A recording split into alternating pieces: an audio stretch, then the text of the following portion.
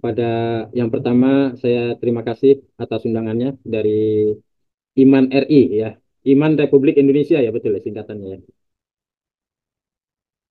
Betul nggak Iman Ikatan Mahasiswa, Iman Republik Ikatan Indonesia? Mahasiswa Negeri Bapak. Ya. Iya, ada RI-nya di belakang, saya pikir Republik Indonesia. Oh, Baik, saya memanggil apa ini? Saya panggil bapak-bapak semua, tapi kelihatannya ada ibu-ibu juga nih. Saya panggil ibu-ibu, kelihatannya ada mahasiswa juga ya. Baik, bapak-bapak dan ibu-ibu, teman-teman mahasiswa semuanya, eh, singkat saja ya. Walaupun di depan ada media tayangnya, saya ingin membedakan antara yang pertama MUI dan DSN MUI. Ini sebetulnya dia-dia juga. Cuma bedanya DSN MUI itu merupakan anak dari MUI yang mengkhususkan diri untuk fatwa-fatwa yang berhubungan dengan aktivitas keuangan di Indonesia seperti itu. Jadi pada prinsipnya sama saja. Seperti dijelaskan di sini. Jadi DSN itu bagian dari MUI. Saya sebutnya anak gitu ya. MUI induknya karena MUI memiliki banyak anak termasuk BP POM dan lain-lain. Jadi cuma DSN MUI memiliki kewenangan khusus dalam mengeluarkan fatwa-fatwa terkait dengan keuangan dan perbankan syariah di Indonesia. Aktivitas bisnis, aktivitas perekonomian, aktivitas perbankan itu kalau dalam DSN MUI dibedakan itu semua tiga istilah itu dikhususkan diserahkan kepada DSN MUI. Dulunya awalnya MUI itu semua yang ambil fatwa-fatwa itu. Tetapi dengan perkembangan zaman dan perkembangan adanya kebutuhan akhirnya dikhususkanlah satu lembaga yang disebut DSN MUI yang mengkhususkan diri untuk fatwa-fatwa yang terkait dengan ekonomi. Jadi nanti di bawahnya secara spesifik dijelaskan bahwa tugas-tugasnya itu adalah menetapkan fatwa, kemudian mengawasi penerapan fatwa yang sudah dibuatnya, kemudian kalau memang diperlukan pedoman semacam juknis kalau dalam bahasa pemerintah, maka dibuat juga oleh DSN MUI juknis atas fatwa, kemudian mengeluarkan surat edaran, kemudian memberikan rekomendasi calon ASPM. ASPM itu ahli syariah pasar modal, termasuk juga memberikan rekomendasi kepada DPS yang nanti akan ditempatkan di lembaga keuangan syariah, lembaga bisnis syariah gitu dan lembaga perekonomian syariah.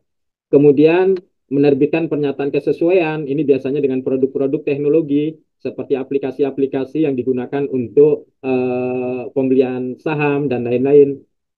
Kemudian terakhir adalah menerbitkan sertifikat kesesuaian syariah itu. Eh, Bapak-bapak dan ibu-ibu, teman-teman mahasiswa, saya kembali ke atas ada yang terlewatkan. Fatwa ini menjadi penting di Indonesia, fatwa menjadi penting. Jadi ceritanya begini, fatwa itu kan menelurkan hukum Islam yang didasarkan dari Al-Quran dan Sunnah Rasul gitu. Eh, Kemampuan untuk memproduksi hukum yang bersumber dari Al-Quran dan Sunnah itu ternyata memerlukan pisau analisis yang banyak sekali pisaunya. Ada pisau, ada garpu, ya ada sendok juga, semuanya diperlukan semua bidang keilmuan. Itu sebabnya mengapa biasanya dalam kondisi kesekarangan di mana eh, terdapat perbedaan kemampuan sumber daya manusia dalam hal ini nggak bisa lagi diatasi oleh satu orang. Dulu Imam Syafi'i rahimahullah sendirian. Dulu imam-imam madhab yang lain sendirian untuk bisa menghasilkan fatwa. Karena kemampuan mereka sebenarnya aneh sebenarnya. Di dalam kondisi seperti dulu mereka mampu menelurkan sementara di kondisi sekarang di mana data sudah tersedia banyak justru malah per pribadinya lebih sulit gitu ya. Nah, karena ketidak atau kekurangan kemampuan inilah kemudian yang mendorong bahwa fatwa harus dikeluarkan oleh lembaga yang di dalamnya terdiri dari banyak orang dari berbagai disiplin keilmuan. Itu keunikan fatwa di Indonesia berbeda dengan contoh di Mesir, bahkan di Malaysia. Di Malaysia itu masih pakai mufti satu orang. Meskipun kalau dilihat kenyataannya mufti punya tim juga di bawahnya yang bekerja. Kalau di Indonesia enggak, maka disebutlah majelis di mana di situ duduk bareng banyak orang gitu ya dari berbagai latar belakang keilmuan. Sebab pada faktanya fatwa-fatwa memerlukan kepandaian ahli biologi, fatwa juga memerlukan keahlian ahli ekonomi dan lain-lain, termasuk juga mereka yang benar-benar memahami di dalam fikih gitu. Nah, fatwa ini penting. Penting karena apa? Karena masyarakat Muslim Indonesia ini begitu banyak sekali sehingga perlu sebutlah dalam tanda petik referensi untuk masalah-masalah yang timbul yang semakin banyak. Itu sebabnya mengapa fatwa menjadi urgent. Salah satunya ini tadi, orientasi hukum Islam. Jadi diharapkan MUI menjadi fatwanya menjadi memberikan panduan yang jelas mengenai aplikasi hukum Islam dalam konteks kehidupan sehari-hari di Indonesia gitu. Dalam berbagai aspek. Yang kedua, penyelesaian masalah kontemporer. Jadi kalau masalah-masalah kontemporer akan muncul, ini juga perlu jawaban fatwa. Kemudian legitimasi dan ini penting juga karena apa? Fatwa MUI mungkin tidak satu faktanya di Indonesia tidak hanya MUI yang mengeluarkan fatwa. Beberapa ulama secara individu juga mengeluarkan fatwa.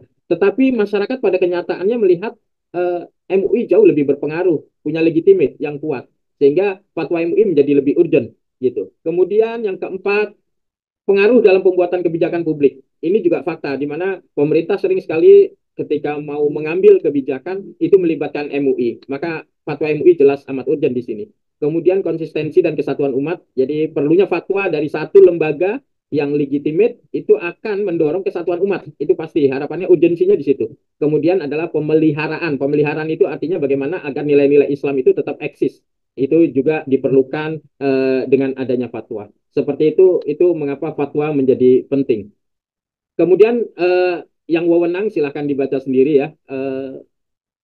Fatwa secara fikih, fatwa secara fikih tidak mengikat. Kalau tadi siapa yang bawain acara si Delta ya, Delta atau saya mengeluarkan fatwa itu tidak mengikat kepada orang lain, bahkan tidak mengikat kepada si pemohon fatwa.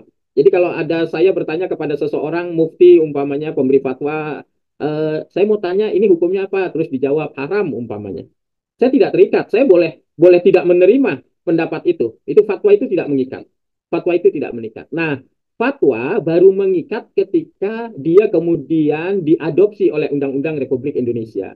Nah, disinilah kita melihat Indonesia alhamdulillah menghargai dan menjadikan fatwa MUI meskipun dalam Undang-Undang nomor 21 tahun 2008 tidak disebut DSN MUI, tetapi hanya disebut MUI, tetapi pada prinsipnya adalah ketika berhubungan dengan perbankan, maka mau tidak mau dealnya dengan DSN MUI. Di sana akhirnya dimasukkan dikatakan di sana di pasal 2 butir 2 ayat 2 prinsip syariah sebagaimana dimaksud pada ayat 1 difatwakan oleh Majelis Ulama Indonesia. Ini yang membuat akhirnya fatwa bersifat mengikat, tidak lagi yang tadi saya bilang fatwa yang sifatnya ya fatwa yang di Indonesia ketika diundang-undangkan maka menjadi mengikat. Dalam bahasa fikih kita menyebutnya disebut dengan konun. Konun. Jadi ada fikih, ada konun. Ketika fikih dia belum mengikat. Ketika menjadi konun fikih itu maka dia menjadi mengikat. Sampai sini ketika kemudian para ulama khususnya MUI juga pada tahun 2004 mengeluarkan keputusan untuk apa namanya memutuskan bahwa riba itu haram, pembungaan ya, pembungaan itu haram, maka kemudian akhirnya dicarikan solusi bagaimana praktek ekonomi yang kemudian tidak bertabrakan dengan prinsip-prinsip Islam seperti itu. Ini satu keberuntungan dan saya bersyukur. Hanya saja secara jujur saya mau bilang kepada teman-teman mahasiswa, eh, keterlibatan praktek ekonomi syariah di Indonesia sampai sekarang bahkan belum mencapai 10% dari seluruh aktivitas ekonomi di Indonesia yang melibatkan prinsip-prinsip syariah. Itu sebabnya eh, saya tidak mengatakan ini sebuah mimpi, tetapi juga saya tidak mau mengatakan jangan tidak berbuat apapun ya, tetapi bahwa menciptakan Indonesia tanpa riba itu adalah sebuah langkah yang berat. Saya akui itu berat sekali. Tapi bukan tidak mungkin ya, tidak semua berangkat dari mimpi kan, itu.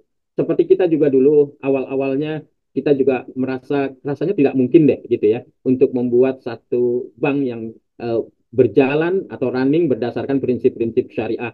Atau akhirnya tercipta juga yang diawali dengan bank muamalat seperti itu.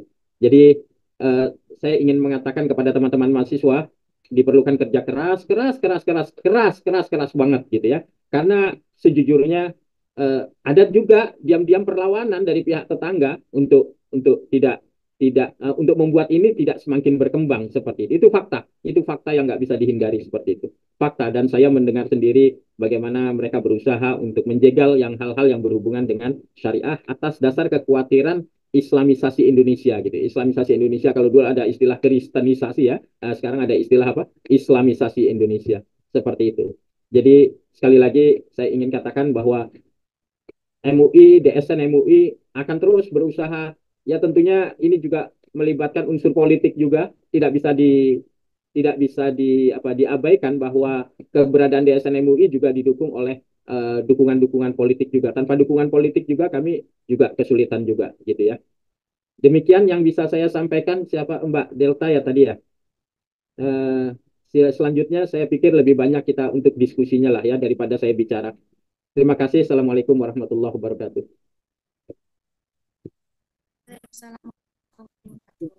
Kepada Pak Faisal yang telah memberikan materinya. Selanjutnya yaitu pemateri kedua kita yaitu Bapak Ahmad Taufik. Kepada Pak Ahmad Taufik dipersilakan. Cek suara, teman-teman, Dela. Ya, Minta tolong untuk bagaimana Pak Taufik? sudah ya, jelas ya. Ya, Baik, Bismillah, sudah jelas. teman-teman semua, ya, para pemerhati, praktisi, akademisi, dan mahasiswa-mahasiswi yang sama-sama menginginkan Indonesia tanpa riba. Sebelumnya juga salam hormat saya kepada Ustadz Faisal yang sudah bersedia membuka dan memberikan materi awal gitu ya terkait dengan dukungan atau bentuk real dari MUI dan khususnya Dewan Syariah Nasional gitu ya berkaitan dengan harapan kaum muslimin untuk Indonesia tanpa riba. Ya, jadi kami dari Lembaga Bantuan Hukum Indonesia Tanpa Riba bersama ya kemarin dalam pembicaraan itu sengaja berdiskusi untuk kita ingin tahu lah setelah 30 tahun lebih lamanya posisi ya perbankan syariah kita yang sama-sama kita cinta ini sudah ada di titik mana begitu Ustaz. Jadi apalagi belum lama ini kan kami melakukan judicial review Ustaz. Jadi teman-teman semua untuk diketahui kita di awal tahun melakukan judicial review di Mahkamah Konstitusi yang kita memang mempertanyakan kaitannya dengan pasal pasal bunga gitu ya. Nah, di antara putusannya memang sangat terkait dengan diskusi kita pada pagi hari ini. Jadi Bapak Ibu semua, eh, Dewan Syariah Nasional MUI sudah menjalankan fungsinya untuk menerbitkan fatwa. Cuma pertanyaannya kan, apakah fatwa itu dijalankan? Ini Ustaz PR yang memang sengaja kami ingin sama-sama kita diskusikan. Karena persoalan penerapan syariah kan tidak hanya selesai di fatwa saja. Kalau tadi Ustaz sampaikan bahwa yang memohon fatwa pun dia punya punya kebebasan gitu ya untuk menjalankan ataupun tidak. Tapi persoalannya ketika muamalah ini juga berkaitan dengan pihak lain yang secara konsekuen ingin muamalah syariah, maka pihak yang seberangnya gitu ya, dalam hal ini lembaga keuangan syariahnya kalau tidak melakukan katakanlah menerapkan fatwanya, tentu akhirnya akan menjadi sama saja gitu ya. Jadi pilihan kaum muslimin terhadap perbankan syariah jadi seolah-olah menjadi tidak ada artinya karena penerapannya tidak sesuai dengan fatwa-fatwa itu sendiri gitu ya. Dan itulah yang kami rangkum ya. Jadi kalau kami menjalankan fungsi koreksi itu sekarang sudah melalui langsung dari prakteknya. Jadi ada beberapa catatan kami terhadap penerapan fatwa tersebut yang tidak sesuai dengan apa yang dijadikan sebagai akadnya gitu ya. Itu yang pertama. Jadi fungsi kami di Lembaga Bantuan Hukum sekarang sudah lebih maju lagi, tidak hanya membicarakan dalam tataran konsepsi saja, tapi juga sudah sampai kepada koreksi secara langsung di lapangan. Ya, tentu dalam hal ini akhirnya pada akhirnya menggunakan pengadilan agama sebagai salah satu instrumen untuk koreksi tersebut. Ya, mudah-mudahan nanti dari Bu Nurul juga bisa memaparkan pengalaman beliau selama beracara di pengadilan agama. Jadi itu yang pertama. Nah, kemudian yang kedua, kita tahu bahwa Undang-Undang Perbankan Syariah nomor 21 yang diterbitkan tahun 2018 itu memandatkan sekurang-kurangnya setelah 15 tahun begitu, artinya 2023 kemarin, ya ini opsi paksanya sebetulnya. Jadi kalau opsi sukarelanya ketika posisi asetnya sudah 50%, maka bank induk konvensional itu harus terpisah dari unit usaha syariahnya ya. Jadi harus spin off.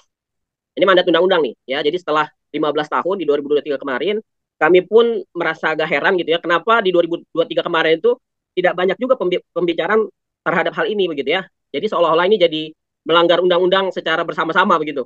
secara nasional gitu ya, seolah-olah ini jadi melanggar undang bersama-sama karena ini kan mandat undang-undang. Jadi pertama, secara sukarela bank konvensional yang memiliki unit usaha syariah mestinya mereka sudah langsung spin off ya. Atau opsi paksanya itu adalah setelah 15 tahun mau tidak mau harus spin off ya. Tapi faktanya kan memang sekarang kita menyaksikan bahwa banyak unit-unit usaha syariah yang masih menempel terhadap induk konvensional ya gitu ya. Apalagi kita juga ya di samping memang ada keprihatinan di negeri mayoritas muslim, ternyata market pasar bank syariah itu tidak lebih dari 10% setelah 30 tahun lamanya. Bayangkan itu.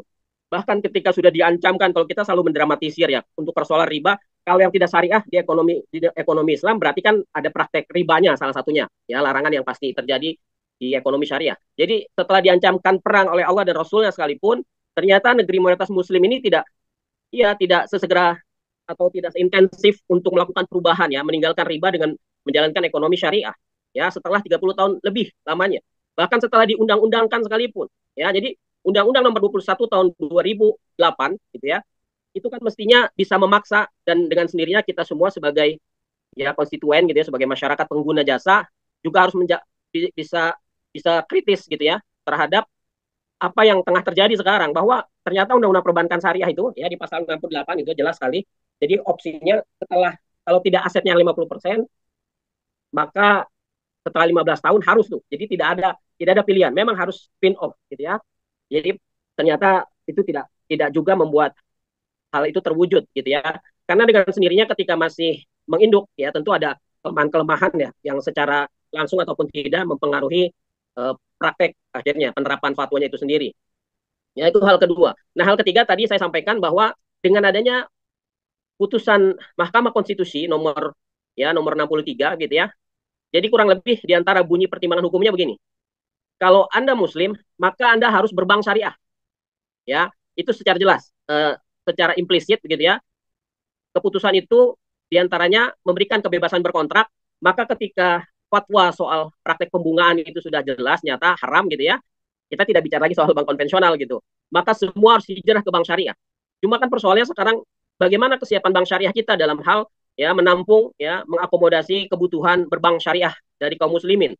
Kan itu sekarang menjadi pertanyaan yang ya sangat kuat begitu ya, ketika sudah opsinya ya sudah kaum muslimin berbank syariah saja. Opsi hukumnya kan begitu. Ya, jadi itu menjadi catatan kita. Jadi tiga hal tadi. Jadi tiga hal tadi pertama berkaitan dengan ya bahwa kita harus selalu menjalankan fungsi koreksi tentang menyelaraskan fatwa dengan faktanya, penerapan di lapangan. Kemudian yang kedua, kaitannya dengan Undang-Undang Perbankan Syariah yang sudah 15 tahun lamanya ya, yang mandatnya diantaranya adalah pemisahan, spin off gitu ya.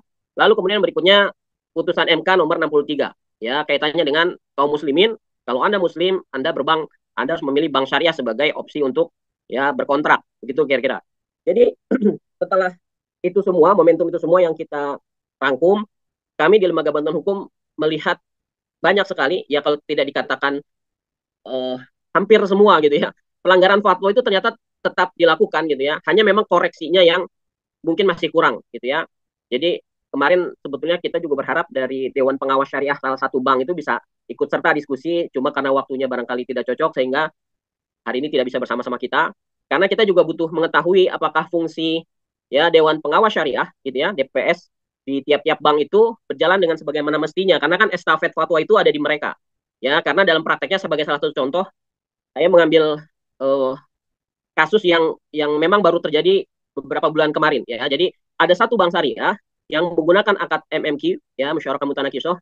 Mohon dikoreksi Ustaz Faisal barangkali ada barangkali ada kesalahan. Jadi akad MMQ yang kita pahami ini kan akad bersama ya. Jadi syirkah kepemilikan atas sebuah rumah yang dimiliki secara bersama. Tetapi kemudian bank syariah ini, oknum bank syariah ini melakukan pengalihan kepemilikan itu secara sepihak tanpa persetujuan debiturnya sebagai pemilik lain dari aset tersebut. Jadi pelanggaran fatwanya sudah sangat jelas dari MMQ, lalu dialihkan secara sepihak. Lalu ada juga terjadi pelanggaran hukumnya karena ini bentuknya cesi ya, pengalihan piutang gitu kan. Lalu kemudian oleh sesornya, oleh yang menerima piutang itu serta-merta langsung dibalik nama proses sertifikatnya tuh ya, karena kasusnya rumah ada sertifikat yang kemudian diproses balik nama. Lalu kemudian atas hutang yang tinggal 250 juta, jaminan rumah senilai 1,5 miliar itu kemudian dieksekusi paksa. ya. Jadi sangat memprihatinkan sekali, ya, sampai terjadi eksekusi paksa oleh pihak cesornya, ya. Jadi pertama ada pelanggaran terhadap penerapan fatwanya MMQ, tetapi dilakukan pengalihan secara sepihak. Kemudian yang kedua, ya, pelanggaran juga secara hukum karena mereka melakukan balik nama hanya atas dasar cesi, ya. Seharusnya mekanisme lelang yang harus mereka tempuh, gitu ya. Tetapi ini, ya, dalam posisi cesi pun mereka sudah bisa proses itu, ya. Maka kemudian kita lakukan upaya hukum yang hari ini sedang berjalan juga di tingkat banding, ya, di pengadilan agama, kemudian juga di pengadilan negeri ada banding juga, sama kita juga mencoba petun, ya. Karena kita melihat di sini, ya, presidennya akan sangat tidak baik buat perkembangan bank syariah kita. Ya, kalau hal itu kemudian dilakukan oleh oknum yang, ya, memang ada di dalam institusi syariah, maka kedepannya masyarakat kita akan kurang keras terhadap praktek bermuamalah di bank syariah. Kalau melihat hal-hal seperti ini juga terjadi di bank syariah, lalu apa bedanya dengan bank konvensional? Ya, jadi harapan ini juga sekaligus berjalan dengan, ya, political will kami semua dalam hal ini sebagai komunitas. Kita juga ada komunitas di Riba Crisis Center. Kita juga selalu mendengungkan bahwa sekarang tidak ada lagi uzur, semua harus hijrah tabungan ke bank syariah. Nah, tapi pada saat yang lain koreksi terhadap, ya, fungsi lendingnya, gitu ya. Kalau tadi ada fungsi funding yang kita sudah tidak ada uzur, semua harus harus hijrah ke bank syariah begitu. Maka untuk fungsi lendingnya, fungsi pembiayaannya, ini pun harus tidak boleh luput dari perhatian kita semua, karena tentu akad muamalahnya juga mengikat sampai kepada semua proses yang ada di sana, baik itu funding ataupun lendingnya. Begitu. Jadi barangkali kembali lagi memang menarik untuk kita bisa berdiskusi bersama. Ini sebagai pengantar saja, ya, materi pengantar saja. Kita punya dua momentum kurang-kurangnya. Pertama tadi 15 tahun Undang-Undang Perbankan Syariah, dan kemudian yang kedua, ya, putusan Mahkamah Konstitusi yang menyatakan secara tegas, udah, umat Islam pilihannya hanya bank syariah, tidak ada bank lain. Kira-kira begitu.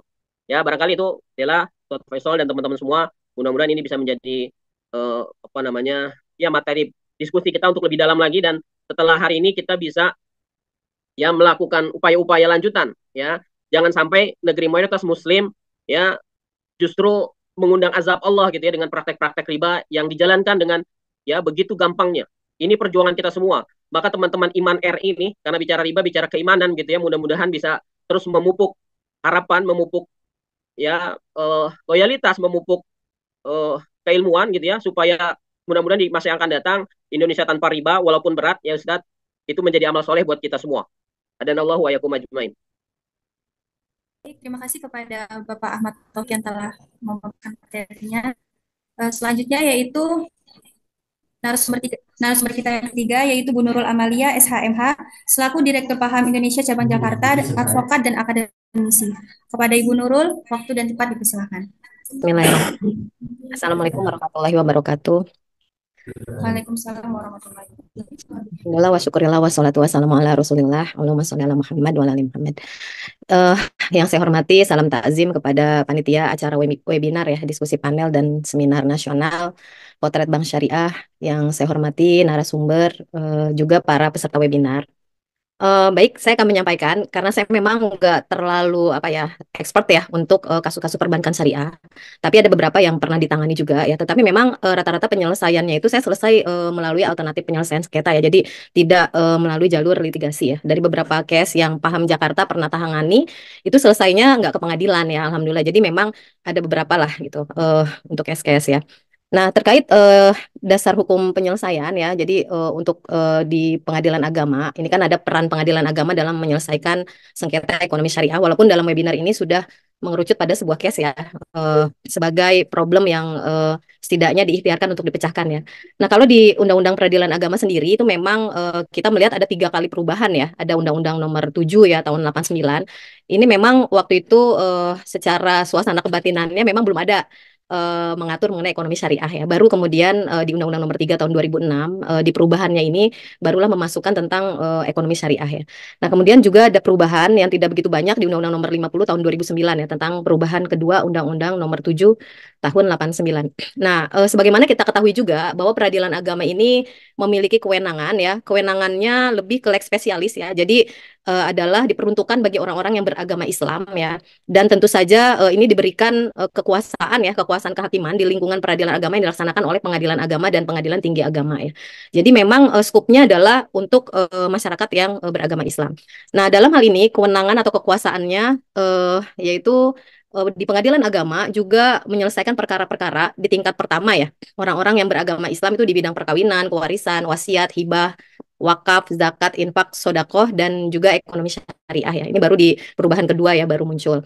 Nah, bagian penjelasannya mengenai ekonomi syariah bahwa penyelesaian sengketa ini tidak hanya dibatasi di bidang perbankan, tetapi juga di bidang ekonomi syariah lainnya ya. Nah, juga termasuk di antara orang-orang yang beragama Islam adalah termasuk orang atau badan hukum yang dengan sendirinya menundukkan diri ya, dengan sukarela kepada hukum Islam mengenai hal-hal yang menjadi kewenangan peradilan agama, sebagaimana diatur di dalam pasal-pasal di Undang-Undang Peradilan Agama, termasuk ya ketika perbankan yang memang menggunakan apa namanya prinsip syariah, maka itu adalah juga termasuk yang tunduk ya terhadap apa yang diatur di dalam Undang-Undang Peradilan Agama.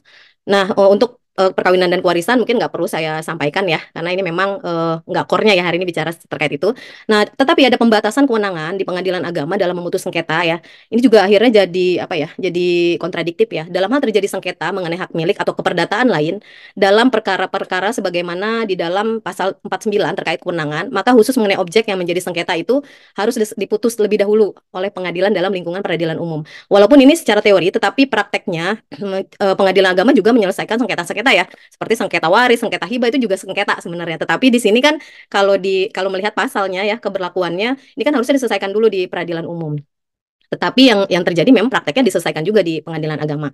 Nah, mengenai penyelesaian sengketa syariah di pengadilan agama, ini kita mengacu pada pasal 49 Undang-Undang Nomor 3 ya tahun 2006 memang memberi ruang ekonomi syariah ini menjadi kewenangan pengadilan agama. Nah, kemudian relevan dengan itu, ini di Undang-Undang Nomor 21 tahun 2008 ya tentang perbankan syariah ini ada di pasal 55 ya, yaitu ini yang menjadi problem ya, ada problem-problem ya di pasal ini, yaitu yang pertama pengaturannya penyelesaian sengketa perbankan syariah dilakukan oleh pengadilan dalam lingkungan peradilan agama. Dalam hal para pihak ayat 2-nya telah memperjanjikan penyelesaian sengketa selain sebagaimana dimaksud pada ayat 1, penyelesaian sengketa dilakukan sesuai isi akad. Nah, ini kan yang menjadi problem yang akhirnya di judicial review ya dengan putusan MK nomor 93 tahun 2012. Nah, kemudian yang ayat 3-nya penyelesaian sengketa sebagaimana dimaksud pada ayat 2 tidak boleh bertentangan dengan prinsip syariah. Jadi ini sejak lahirnya memang terdapat semacam apa ya kontradiktif ya ayat 1, ayat 2 dan ayat 3 ya. Jadi kalau misalnya memang ayat 1 itu menjadi pagar ya, maka seharusnya tidak perlu ada memberikan apa namanya peluang termasuk di dalam akad sekalipun untuk penyelesaian sengketa selain dengan di lingkungan peradilan agama. Ya walaupun itu menjadi pilihan ya karena memang ada payung hukumnya pasal 1338 KUH Perdata ya bahwa perjanjian adalah undang-undang bagi siapapun yang membuatnya. Tapi karena ini sudah diaturnya lex spesialis ya, maka seharusnya ini menjadi kayak semacam harusnya sih daya paksa ya untuk penyelesaian itu bagaimanapun diselesaikan melalui pengadilan agama. Nah, ini sejak lahir aja udah bermasalah. Nah, juga di penjelasannya ya, di bagian penjelasannya juga tiba-tiba muncullah apa namanya frasa pengadilan negeri ya bahwa nanti entah itu typo entah bagaimana akhirnya itu memang ya sudah dibatalkan ya oleh Mahkamah Konstitusi ya. Nah, tetapi di sini terdapat relevansi pengaturan bahwa dalam Undang-Undang Perbankan Syariah dan Undang-Undang Peradilan Agama semangatnya adalah bahwa penyelesaian masalah sengketa ekonomi syariah termasuk di dalamnya mengenai perbankan syariah ini menjadi kewenangan pengadilan agama ya untuk mengadili dan memutus perkara ya. Jadi ya ini adalah bahwa penyelesaian itu ya kita melihat pakemnya bahwa ini diselesaikannya di pengadilan agama.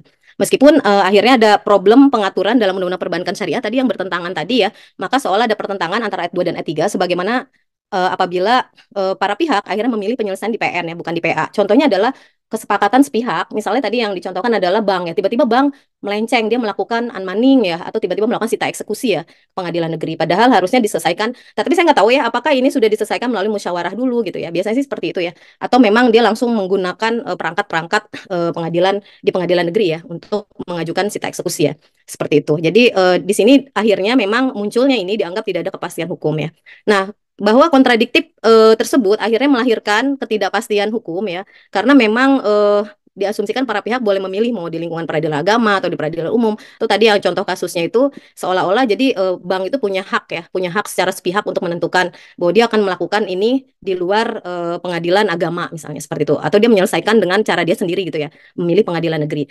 Nah, kemudian problem lainnya ya di bagian penjelasan tadi udah saya sampaikan ya. Nah, terkait pasca putusan MK ya nomor 93 PU, nomor 93 atau 63 ya? Harusnya 93 ya. Di webinar ini yang dibahas 93 atau 63? Putusan yang terbaru yang nomor 63, Bu. Putusan MK. 63 ya. Oh Ya. ya, 63. Oh, oke oke. Nah, itu ya. Jadi, nah kalau kita melihat hukum acaranya atau praktek yang berlaku dalam pengadilan agama, walaupun memang pengadilan agama harusnya memiliki karakteristik atau lex spesialis ya, artinya ada hukum-hukum khusus ya. Tetapi di sini pengadilan agama ini mengacu pada hukum acara yang berlaku pada pengadilan dalam lingkup peradilan umum, kecuali yang telah diatur secara khusus dalam Undang-Undang tentang Peradilan Agama. Nah, jadi yang menjadi karakteristiknya ya pengadilan hanya memeriksa perkara yang diajukan permohonannya atau gugatannya ya dari para pihak. Tetapi di sini ada peluang menyelesaikan secara, saya nyebutnya refineding ya, bahwa pengadilan tidak boleh menolak untuk memeriksa dan memutus suatu perkara yang diajukan dengan dalih bahwa hukum tidak ada atau kurang jelas. Tetapi ya harus diterima, ya harus diperiksa gitu. Dan ini juga otomatis membuka peluang untuk penyelesaian perkara secara damai. Nah, di dalam hal memutuskan, segala penetapan dan putusan pengadilan selain harus memuat alasan-alasan, ini normatif ya, dan dasar-dasarnya juga harus memuat pasal-pasal tertentu dari peraturan-peraturan yang bersangkutan atau sumber hukum tak tertulis yang dijadikan dasar untuk mengadili. Maka di sini kalau saya sih apa namanya ya, mendefinisikan bahwa sumber hukum tak tertulis ya atau sumber atau peraturan-peraturan yang bersangkutan dengan ini bahwa ini pun termasuk dengan fatwa-fatwa ya dari lembaga atau instansi yang terkait dengan perkara yang diperiksa ya. Ini dapat dijadikan pertimbangan ya dalam memutuskan ya. Misalnya kalau ada fatwa dari MUI dan lain-lain misalnya ya, terkait sengketa ekonomi ya. Nah, juga alternatif penyelesaian sengketa ini kan juga ada ya di Undang-Undang Nomor 30 Tahun 99 ya. Penyelesaian itu bahwa penyelesaian itu diselesaikan dengan sesuai akad ya, terus kemudian yaitu upaya musyawarah, mediasi perbankan, juga melalui Badan Arbitrase Syariah Nasional ya. Maka ini sejalan ya dengan ketentuan undang-undang dan sejalan juga dengan ketentuan syariah. Jadi salah satu pertimbangan Hakim MK yang mengalami dissenting opinion ya. Jadi bahwa dia membenarkan ya bahwa sepanjang syaratnya tidak melanggar ketentuan ya. Nah, penyelesaian sengketa di dalam akad ya, ini menjadi choice of forum ya, atau pilihan pihak dan juga choice of law. Jadi memang sepanjang telah dibuat dan disepakati perjanjian, maka harusnya memang dari perjanjian itu sudah lahir bahwa semangat bahwa nanti penyelesaian sengketa ini akan diselesaikan di pengadilan agama ya. Jadi di sini bagaimana tidak bersikap pragmatis ya. Jadi para pihak kalau membuat suatu akad ya, maka penyelesaian sengketanya otomatis dilakukan di pengadilan agama. Nah, yang terakhir dari saya, kalau pengalaman saya menyelesaikan sengketa ya waktu itu ada klien saya tuh melakukan investasi syariah ya di banknya lumayan terkenal lah ya. Nah, tapi dia melakukan investasi ini berjangka ya dalam kurun waktu kalau nggak salah 2 tahun dia harus memenuhi pembayaran sebanyak 5 miliar ya. Tetapi baru memasuki tahun pertama itu dia baru masuk uang sekitar 500 juta ya. Karena memang waktu itu ada terkendala COVID ya dan bisnisnya jatuh ya. Nah akhirnya saya coba menyelesaikan itu dengan saya ajukan ke Badan Penyelesaian Sengketa Konsumen ya. Jadi waktu itu karena saya pikir ya ini nasabah ini bagian dari konsumen juga saya masukkan ke situ. Tadi sih ketika klien saya ini mencoba musyawarah sendiri ya dengan pihak banknya, itu banknya nggak mau ya. Jadi hanya akan memberikan pengembalian uang sebanyak 150 juta. Berarti kan dia kehilangan 350 juta ya. Uang yang sudah dia simpan dan tanpa dia sadari entah bagaimana di dalam akadnya itu akhirnya investasi itu digantikan dengan asuransi kesehatan ya. Padahal yang dipersepsikan oleh nasabah ini sebenarnya itu bukan asuransi kesehatan tapi dia memang pure mau investasi ya, tetapi ternyata dipotong lah. Jadi selama dia nggak bayar dan dia merasa gagal bayar ya, merasa gagal untuk investasi, dia tidak bisa memenuhi 4 tahun ke depannya. Akhirnya dia hanya di tahun pertama saja dia minta dikembalikan uangnya, akhirnya dia dikasihnya cuma 150 juta. Nah kemudian ketika saya masukkan ini pengaduannya ke penyelesaian sengketa konsumen, nah ya akhirnya pihak banknya mau memberikan ya pengembalian uang kalau nggak salah 450 juta ya, dengan alasan ada potongan administrasi dan lain-lain. Jadi itu berbagai alternatif ya. Intinya sih bahwa musyawarah ini memang diperlukan agar pihak-pihak mendapatkan keadilan ya, termasuk nasabah di sini ya, seperti itu. Itu aja yang bisa saya sampaikan ya. Mohon maaf, nanti bisa dilanjutkan dengan diskusi. Saya akhiri, wabillahi taufiq wal hidayah. Wassalamualaikum warahmatullahi wabarakatuh. Waalaikumsalam warahmatullahi wabarakatuh. Terima kasih Bu Nurul atas penyampaian materinya. Baik, acara selanjutnya yaitu tanya jawab dan diskusi. Nah, diskusi ini akan diawali dengan salah satu panelis kita yaitu Pak Priyadi yang berpengalaman sebagai debitur bank syariah. Kepada Pak Priyadi, waktu dan tempat disilakan. Baik. Assalamualaikum warahmatullahi wabarakatuh. Waalaikumsalam. Terima kasih kesempatannya Mbak Dela. Salam buat Pak Ahmad Taufik, Ibu Nurul Amaliah, dan Bapak Muhammad Faisal. Salam kenal. Saya Priyadi yang tinggal di Tangerang dan terakhir sedang berperkara dalam Pengadilan Agama Kota Tangerang perihal sengketa aset yang berupa rumah yang saya tempati saat ini, gitu. Jadi diawali pada tahun 2012 kami melakukan akad IMBT, Ijarah Muntahiya Bitamlik, dengan salah satu bank konvensional yang mempunyai unit usaha syariah. Dan setelah berjalan selama 8 tahun kami mencicil apa namanya cicilan yang disepakati bersama pada saat itu. Kemudian terjadilah eh, satu peristiwa di mana saya berhenti bekerja, gitu ya. Saya berhenti bekerja karena itu waktu itu krisis tahun 2019 dan sedang ada pengurangan. Kebetulan saya juga termasuk kena di salah satunya. Dan saya masih melakukan pembayaran cicilan sampai 1 tahun, sehingga di tahun 2020 awal Januari itu kami mengajukan berhenti mencicil, gitu, berhenti mencicil. Dan keinginan kami adalah melunasi sekaligus piutang yang telah kami jalani selama 8 tahun itu, gitu. Nah, namun di luar dugaan bahwa bank konvensional tersebut menolak proses pelunasan dipercepat tersebut, gitu ya. Nah, dengan alasannya eh, karena tidak ada kebijakan itu, gitu. Jadi kami hanya ditawarkan reschedule atau restrukturisasi, ya. Jadi pencicilan dihitung ulang, gitu. Nah, karena waktu itu saya sudah tidak bekerja, nah saya menolak itu, gitu, karena tidak mungkin saya membayar bulanan sedangkan saya belum punya penghasilan saat itu, gitu. Nah, karena tidak ditemukan kesepakatan di antara kedua belah pihak, antara kreditur dan debitur, maka tagihan-tagihan itu terus berjalan, gitu, terus berjalan. Dan eh, yang tagihan yang tidak terbayar pun tetap ditagihkan berulang, gitu, selama 3 kali, walaupun saat itu saya tidak terima surat tagihan yang 3 bulan itu, gitu, tapi terus berjalan. Dan karena saya pikir suatu hari nanti kami akan dipanggil untuk memberikan pelunasan dipercepat tanpa bunga dan tanpa denda, gitu ya. Nah, namun tidak ketemu juga tuh, sehingga setelah setelah COVID, setelah pandemi, eh, aset kami dilelang melalui badan lelang swasta, gitu ya, melalui, kalau nggak salah waktu itu, Power badan lelangnya. Dan itu tidak berhasil dilelang karena beberapa peserta lelang yang ingin mengambil aset tersebut datang ke rumah menanyakan bahwa apa benar aset Bapak dilelang, gitu. Nah, kebetulan saya waktu itu selalu ada di rumah karena usaha kami waktu itu di rumah, buka warung, gitu ya. Jadi kami selalu menjawab bahwa kami tidak pernah mengajukan lelang rumah kami, gitu. Nah, akhirnya tidak laku. Jadi, artinya lelang tersebut tidak tidak menemukan ujungnya atau tidak menemukan pembelinya. Lalu lelang dibatalkan, kemudian berjalan lagi, kami tetap meminta pelunasan tanpa bunga, tanpa margin dan tanpa denda. Eh, Kemudian ditawarkan sejumlah eh, tagihan pelunasan, namun tidak sesuai dengan yang kami inginkan, tidak tidak sesuai dengan pokoknya, gitu loh. Sedangkan pokoknya itu kurang lebih sekitar 204, tapi itu ditagihkan sekitar 225 juta, gitu.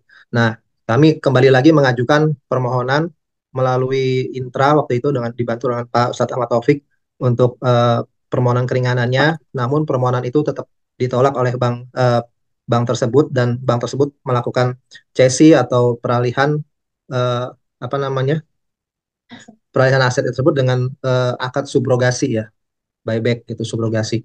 Nah, lalu dengan si cesi tersebut memang pernah datang ke rumah, tapi belum sempat ngobrol karena waktu saya pas jalan keluar rumah ada keperluan, gitu ya. Terus belum ada kesepakatan antara cesi tersebut dengan saya, gitu. Dan tiba-tiba cesi tersebut mengirimkan surat bertubi-tubi, surat untuk tagihan piutang yang setelah mereka pegang, gitu. Tapi akhirnya mereka memberitahukan bahwa itu akan dilelang, gitu. Nah, setelah diberitahukan itu akan dilelang, dari pihak Intra pun sudah mengirimkan surat untuk keberatan lelang. Namun keberatan lelang itu kayaknya tetap apa tidak diindahkan atau eh, tidak dihiraukan oleh si Chelsea tersebut, gitu ya. Nah, kemudian eh, setelah berjalannya lelang, didapati pembeli lelang. Jadi pemenang lelangnya sudah ada.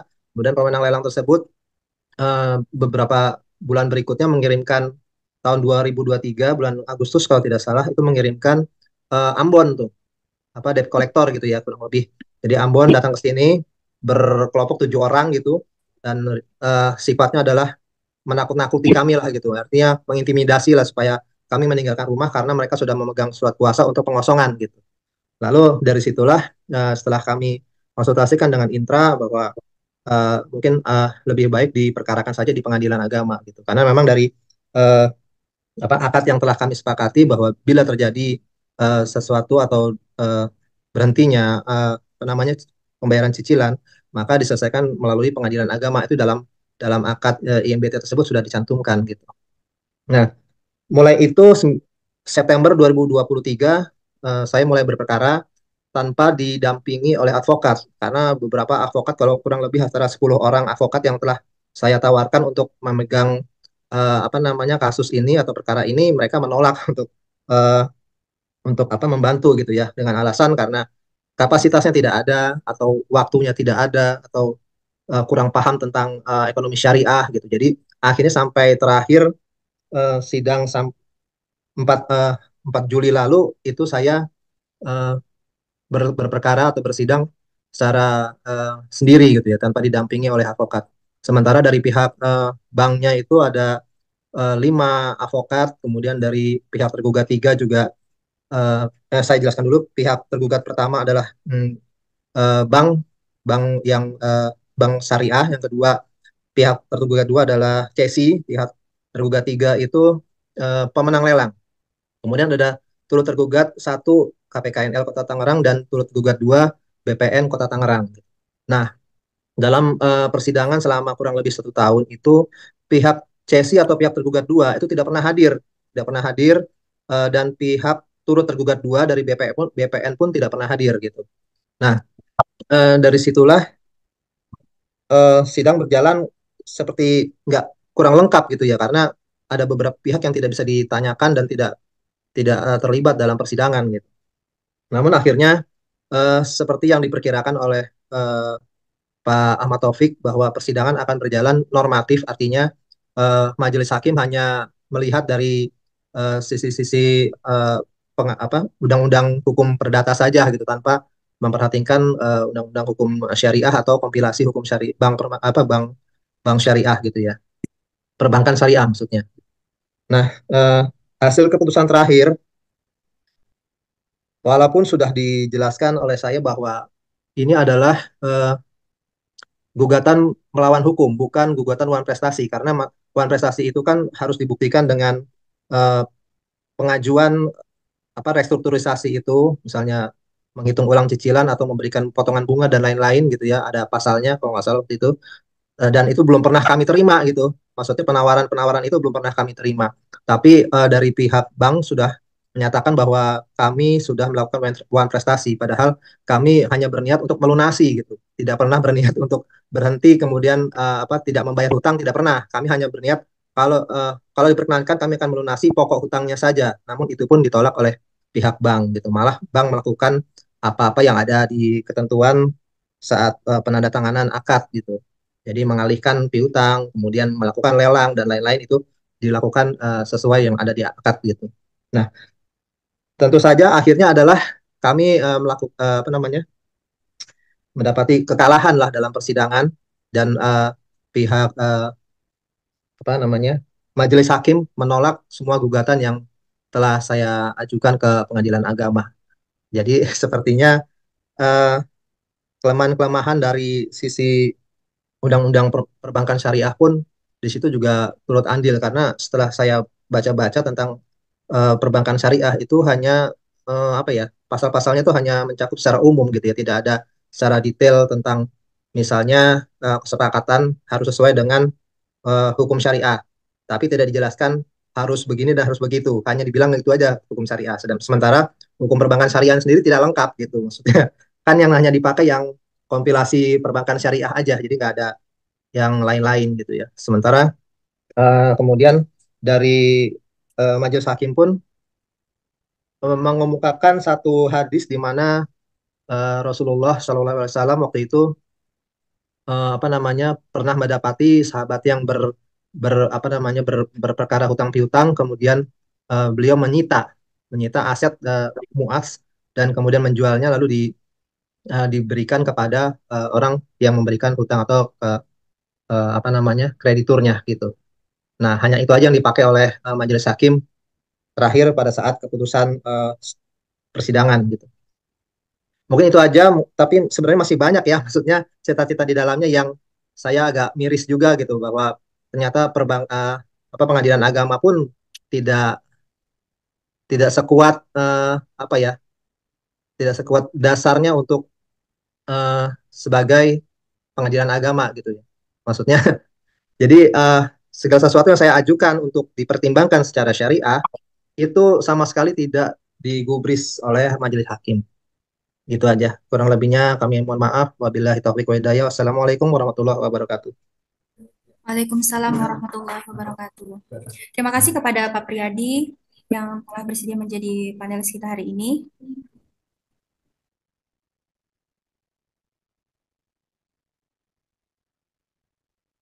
Baik, ini saya mewakili. Jadi ini ada peserta yang bertanya, dan ini pertanyaannya diajukan kepada Pak Faisal ya. Jadi pertanyaannya yaitu, apa sih fungsi fatwa dalam sengketa di pengadilan?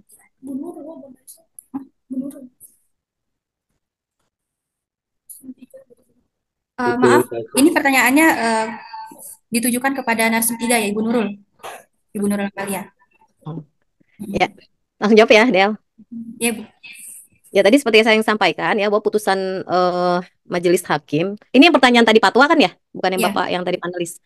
Ya, jadi yang tadi saya sampaikan ya, bahwa di dalam putusan, ini kan ada juga di Undang-Undang Kekuasaan Kehakiman ya, guidance tentang bagaimana memutus perkara, juga memasukkan pertimbangan-pertimbangan ya, di dalam suatu putusan, termasuk semua peraturan yang terkait dengan masalah itu tuh bisa dijadikan pertimbangan sesungguhnya. Apalagi kalau misal fatwa itu menguntungkan ya, menguntungkan pihak pemohon misalnya ya, seperti Pak siapa tadi yang tadi panelis ya. Misalnya kalau misalnya ada itu harusnya memang tidak dianulir ya putusan apa namanya patwa-patwa ya, apalagi ini korelasinya di apa disidangkan atau diperiksa perkaranya di dalam pengadilan agama. Jadi segala penetapan dan putusan itu harus memuat alasan, dasar-dasar, ada pasal-pasal tertentu dan dari peraturan-peraturan yang bersangkutan atau sumber-sumber hukum lain ya, baik itu yang tak tertulis ya, yang tak tertulis aja bisa kok dijadikan dasar untuk mengadili ya. Jadi ada apa namanya sumber hukum baik itu tertulis maupun itu tidak tertulis itu bisa ya. Eh, jadi bisa untuk dijadikan pertimbangan putusan seharusnya ya. Tapi kembali lagi kadang-kadang kita kadang-kadang gini, kita belajar teori, tetapi ketika kita sudah sampai ke praktek, itu ada hal-hal yang membuat kita tercengang sih kadang-kadang ya. Oh kok jadi begini ya. Dan praktek itu jadi kayak semacam pedoman ya. Jadi pedoman oleh hakim gitu ya, seperti itu. Gitu. Itu sih. Jadi seharusnya bisa ya fatwa ini bisa digunakan ya karena nanti dicantumkan aja apa namanya pengaturan di Undang-Undang Peradilan Agama tentang bahwa hakim harus memuat putusan. Itu masukkan nanti kalau lagi berperkara di pengadilan agama, masukkan di bagian kesimpulan dikutip pasalnya bahwa nah kan bagian kesimpulan kita kan boleh menganalisa hukum tentang bukti yang kita sampaikan. Salah satunya adalah fatwa MUI ya, yang itu menguatkan posisi kita itu masukkan dan kemudian dikuatkan di kesimpulan bahwa kutip tuh pasal itu ya yang di Undang-Undang Peradilan Agama bahwa hakim itu harus melihat dalam pertimbangan hukumnya sumber-sumber hukum baik tertulis maupun tidak tertulis dan itu berkaitan ya dengan masalah atau perkara yang sedang diadili misalnya seperti itu. Jadi nggak masalah masukkan aja gitu. Gitu. Baik, terima kasih Bu Nurul atas jawabannya. Ini ada satu pertanyaan lagi nih Bu, boleh ya Bu, biar sekalian. Boleh. Nah, jadi ini ada yang bertanya, bagaimana bila kesempatan negosiasi tidak pernah diberikan oleh Bank Syariah Bu? Oh, kesempatan negosiasi ya. Ya kita bikin, ya kita undang aja dia untuk bermusyawarah ya. Jadi sebelum melakukan upaya-upaya hukum, kan di sini juga ada ya di Undang-Undang tentang alternatif penyelesaian sengketa kan ada Badan Arbitrase Syariah ya.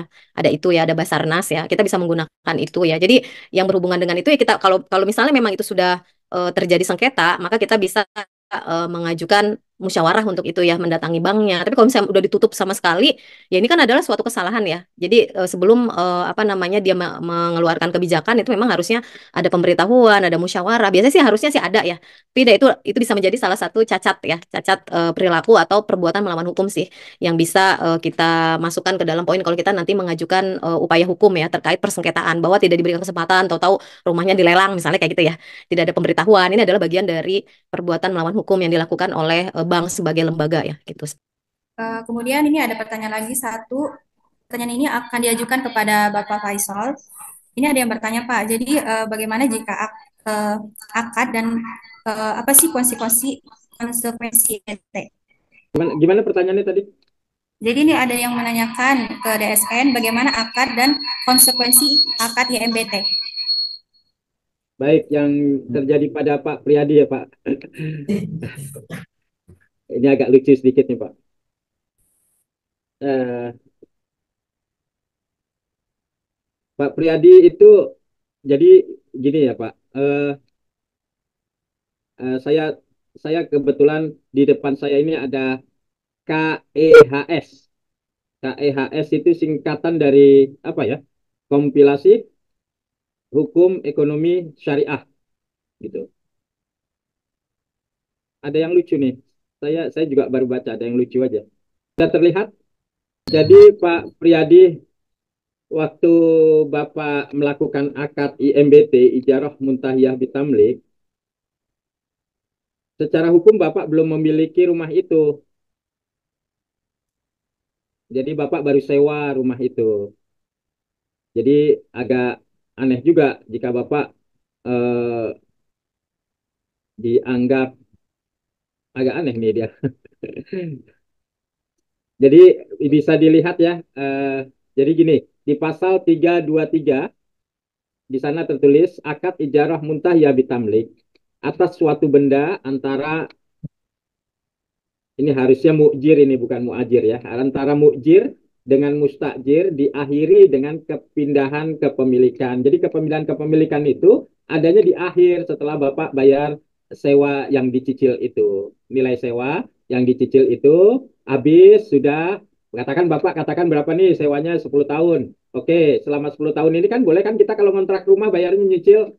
Selama ini sih biasanya enggak. Kalau ngekos atau ngontrak biasanya bayar di kontrak 1 tahun bayar 1 tahun. Tapi dalam konteks ini yang saya pahami nyicil. Jadi katakan ditetapkan nilainya sekian, Bapak cicil ya dalam sekian tahun gitu. Jadi biaya sewa itu dicicil, Pak.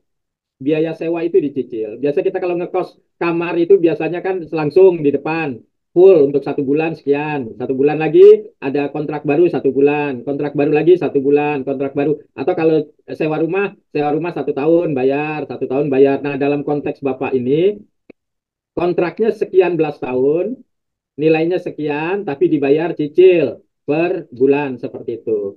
Nah, jadi sewa Pak, namanya juga ijaroh. Ijaroh itu sewa. Muntahiyah artinya berakhir. Bitamlik artinya dengan kepemilikan. Artinya sewa yang pada akhirnya nanti berakhir pada kepemilikan.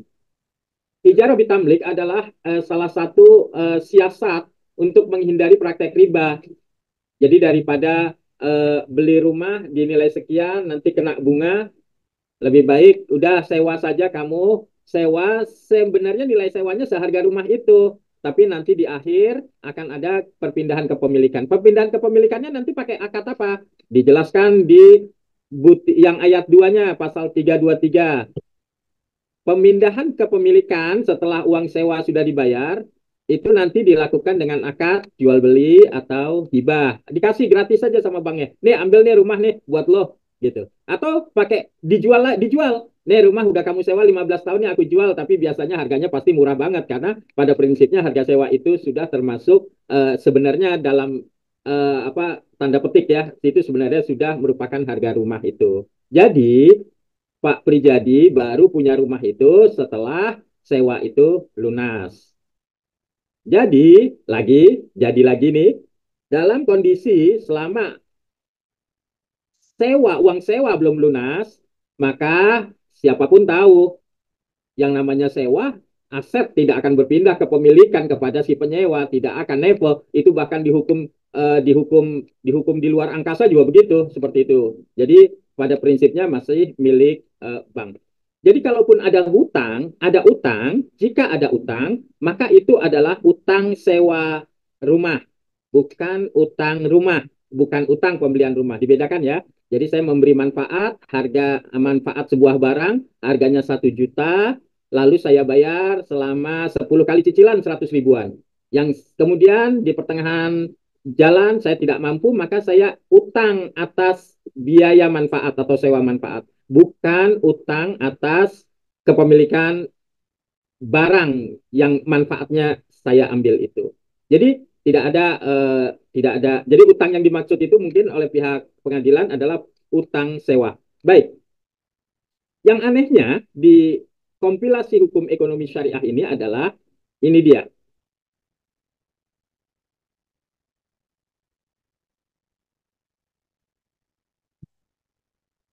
328.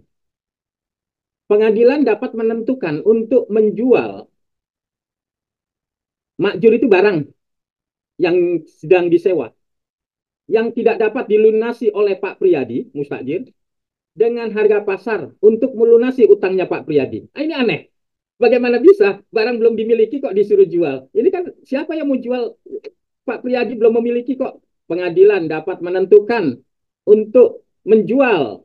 Katakan di situ makjurnya rumah yang disewa sama Pak Priyadi yang tidak dapat dilunasi sewanya oleh Pak Priyadi dengan harga pasar untuk melunasi utang. Loh, agak aneh nih. Pasal ini aneh ini. Saya insya Allah setelah ini mau diskusi sama teman-teman. Ini kita terlewatkan atau gimana nih kita nih gitu ya? Ya juzu kalau bahasa Arabnya tuh ya juzu lil mahkamah antukorriro bay al makjur barang yang disewakan. Barang yang disewakan oleh orang yang oleh pengadilan akan dijual. Loh, barangnya siapa itu mau dijual? Dipikirnya barangnya Pak Priyadi dijual gitu. Bukan, itu kan barangnya penyewa itu. Barangnya pemilik sewa, pemilik barang dijual. Oh, ini baik banget ini yang punya rumah. Barangnya mau dijual, nanti hasil jualannya mau dikasih Pak Priyadi untuk ngelunasin.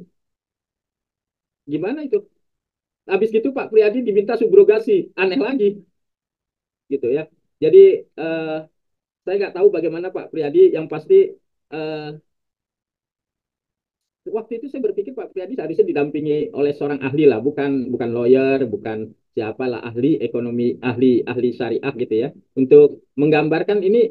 Saya curiga jangan-jangan Pak Priyadi ini murabahah ini, bukannya muntah ijarah muntahiyah ditamlik, tapi murabahah. Kalau murabahah memang dengan akad murabahah rumah langsung berpindah kepemilikannya kepada Pak Priyadi, sehingga memang dianggap rumah milik Pak Priyadi yang tidak mampu Bapak lunasi.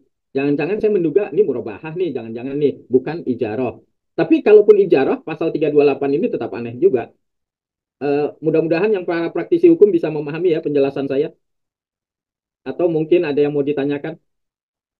Tadi saya sudah menjawab belum Dela ya pertanyaannya? Ya, Pak. Apakah saya sudah menjawab pertanyaan kawan tadi? Saya nggak tahu nih. Oke, bismillah.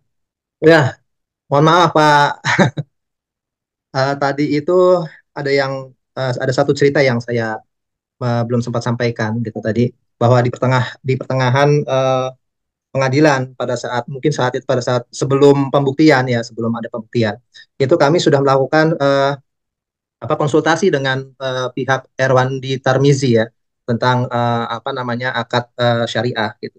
Jadi memang pada saat saya tanyakan, eh, beliau menanyakan bahwa sebelum menandatangani ini, sebelum masuk ke IMBT, itu aset punya siapa, kata Pak Ustadz waktu itu. Kemudian saya jawab, kalau berdasarkan sertifikat tanah atau sertifikat rumah, aset tersebut punya saya, artinya nama saya sudah tercantum di dalam sertifikat tersebut gitu. Nah, baru melakukan akad IMBT. Nah, begitu saya jawab begitu, beliau lalu menjawab, nah udah dari situ aja udah tidak sesuai dengan syariah. Harusnya aset tersebut milik banknya dulu, baru saya melakukan IMBT ke bank gitu. Jadi bank menyewakan ke saya karena itu punya bank gitu. Nah, ini kembali. Jadi asetnya masih milik saya, kemudian uh, kita lakukan akad IMBT, lalu baru balik nama ke banknya tersebut, Pak, bank syariah tersebut. Nah, disitulah letak tidak syariahan akad dari IMBT tersebut gitu. Akhirnya saya juga mengajukan bukti itu. Jadi dengan bukti sertifikat tersebut bahwa sebelum ada IMBT, aset tersebut milik saya. Nah, itu sudah saya jelaskan di pembuktian ya, maksudnya pada saat mengajukan bukti pertama adalah itu, bahwa sebelum akad sertifikat rumah atau rumah tersebut milik saya. Kemudian setelah akad baru balik nama atas nama bank gitu. Nah, setelah itu baru ada transaksi-transaksi lain waktu saat bank mengalihkan mengalihkan aset tersebut ke Cesi gitu. Jadi dari situ pun sudah tidak syariah menurut timnya Pak Erwandi Tarmizi gitu. Nah, itu aja yang pertama yang memang ada kejanggalan di situ.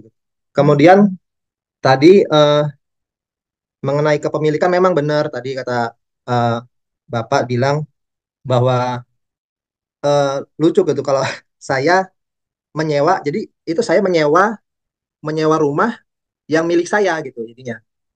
Nah, akhirnya dari situlah maka saya langsung mengatakan bahwa ini ada akadnya bukan akad IMBT, tapi ini akadnya adalah korat atau hutang piutang gitu, Pak.